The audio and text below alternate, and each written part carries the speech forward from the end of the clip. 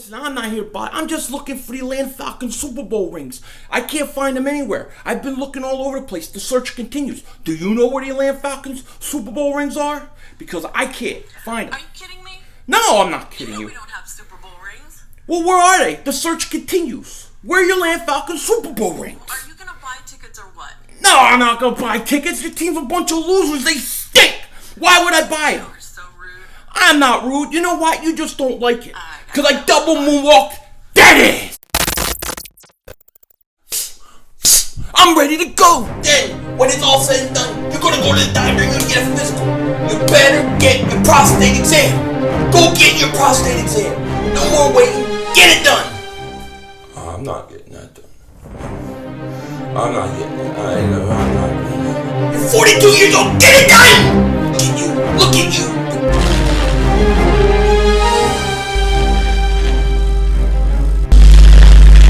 Everybody, how you doing? King Thing back here, and I'm dancing because I'm so excited that we're almost at the first preseason game. Eagles, Steelers, cannot wait. I'm ready for this game. Now, the Eagles were back at practice today, and before I get into that, I want to talk about the unofficial depth chart that was released on PhiladelphiaEagles.com today. I want to talk about it a little bit and give you my thoughts on what it has in it. So I haven't even looked at it. I'm going to look at it with you guys. I will definitely leave the link in the description so you can check it out yourself. But let's look at this thing and talk about it. Okay, so let's start with the offense. Now, the offense is pretty much as expected when it comes to the starters. So you have on the line, you have left tackle Jason Peters. Then you have Wisniewski at left guard, Kelsey at center. Right guard is Brandon Brooks. Right tackle is Lane Johnson. Your starting tight end is Zach Ertz. Then you have Jay Ajayi as your running back, Carson as your quarterback, and you have Nelson Aguilar as your slot receiver, and you have Alshon and Mike Wallace on the outside. So the first team looks exactly as we expect. So let's go ahead and look at the second team offense. So on here, we'll start with the line. They have Big V backing up Jason Peters. It makes sense. Left guard, they have Chance Warmack. Then at center, you have Isaac Sayamalu, and then at right guard you have Matt Pryor. So Matt Pryor is already on the second team as a right guard. I think that's a great sign for him.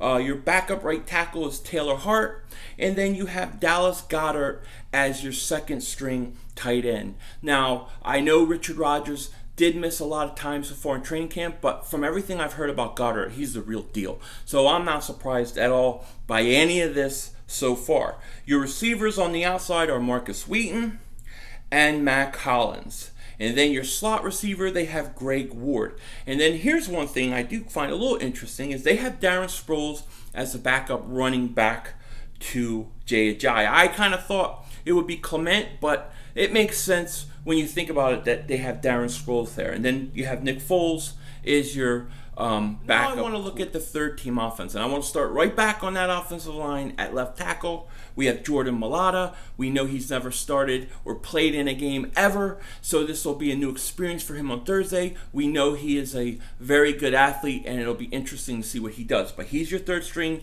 left tackle. Then at left guard, you have Aaron Evans. At center, you have John Toth. At right guard, you have Darrell Green. At right tackle, you have Toby Weathersby. And at third string tight end, you have Richard Rodgers. Now, as far as all those offensive linemen go, I haven't really heard much about any of them. Only a little bit about John Toth was doing okay, but that was pretty much all I've heard. I don't know how much he's been doing or how well he's been doing, being that Sayamalu is already the second string center, and I know he was having problems. But I haven't really heard about these guys, so it'll be interesting to see what they can do. Richard Rodgers, your third tight end. I know he's been a little bit banged up, but him on as a third string tight end is pretty good tight end group. That trio is pretty good. Now, at your wide receiver position on your third string, you have on the outside Shelton Gibson, and you have Kamar Aiken. Those are your outside wide receivers. And then you have Rashard Davis is in the slot. Now, as for the running back, we all know that's going to be Corey Clement. Now, I have Nate Sudfeld be your third string quarterback. So that's pretty much the offense. Now let's go to the defense and start with the defensive line. So the starting defensive line unit is this. They have Derek Barnett and Brandon Graham. Then they have Timmy Jernigan and Fletcher Cox at your tackles. Now, Jernigan is hurt. Graham is hurt too, but they're still listing them there anyway, so that's okay.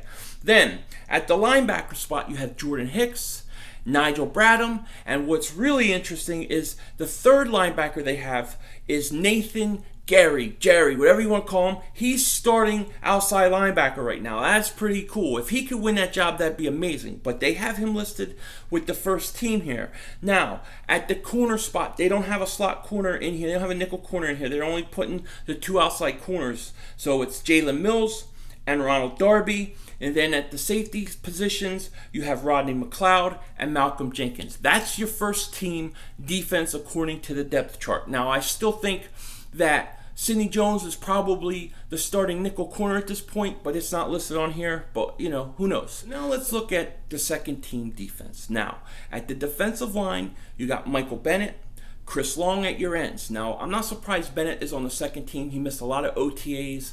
I don't think he's been practicing a whole lot during training camp. I think they've given him some days rest. So right now he's second team. Makes sense to me. At the defensive tackle position, you have Haloti Ngata and Destiny Vallejo. No surprises there. And then at the middle linebacker, you have Joe Walker, Kruger Hill, and Corey Nelson are on the outside. This is second team defense. Now, at the corner spot, you have on the outside Sidney Jones and Russell Douglas as your second team corners. And at your safety position, you have Corey Graham and Trey Sullivan. No surprise there. And that's pretty much the second team defense. I think there's no surprises on this depth chart for the second team defense. Now, on the third team defense, you have Stephen Means and Josh Sweat as your defensive ends. You have Bruce Hector and Elijah Qualls as your defensive tackles. Bruce Hector, I've really heard nothing about, so I couldn't really tell you how he's looked.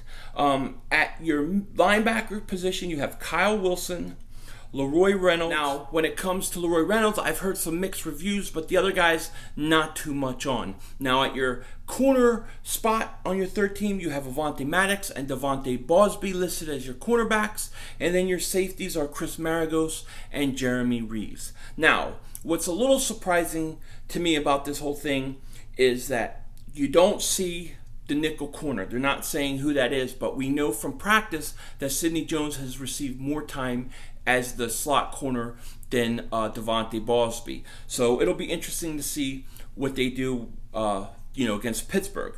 The other thing is that Josh Sweat, as great as he's played, the defensive ends are so deep that he's still on the third team. That's quite an amazing group of defensive ends they have. Now, we know that the punter is Cameron Johnston because he's competing against himself.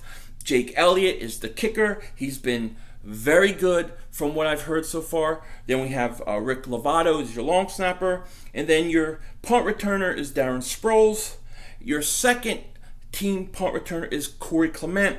And Nelson Aguilar is listed as your third. The same thing going for kick returners. And this pretty much is the Eagles depth chart as they have it right now. I can't complain about how it's listed, and we'll see how it plays out when they play the Pittsburgh Steelers. So today was supposed to be a padded practice, but they cut that back because it was so hot out there, and it kind of turned into a light practice. Now, I heard Carson was fantastic, showed his huge arm, pinpoint accuracy. He was all over the place in the drills that he could do. He still didn't do 11 on 11, but he's fine. It's just the plan that they have for him.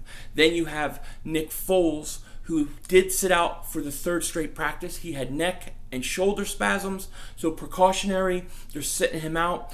He had a lot of work since the camp has started. They probably needed to cut that back a little bit. I'm okay with him resting. Then we had the battle at slot corner. Once again, Sidney Jones was starting in the slot corner. Now, of all the camp days they've had, 6 days in a row, he's been lining up as the starting nickel corner, 4 for Devontae Bosby, and I think 1 for Jalen Mills. So Sidney Jones may have a slight edge at the slot corner position right now. Now, Matt Pryor, I heard he looked really good today. I heard he was doing a really good job on Haloti Ngata. That's a good thing. And then I heard great things again about Rasul Douglas. Rasul Douglas keeps making plays all the time. Every practice, I keep hearing great things about him. I think Rasul Douglas is often like the forgotten man, in this training camp, because we think so much about Sidney Jones and Devontae Bosby and everything going on there. And here's this guy, Rasul Douglas, that every practice he's making interceptions, he's being productive, and I think he's going to have a huge year. I really do. Now, I will say Rasul Douglas did get beat on a seam route by Shelton Gibson, who was back at practice today after missing some time in concussion protocol. So it's good to get him back. I want Shelton Gibson playing on Thursday.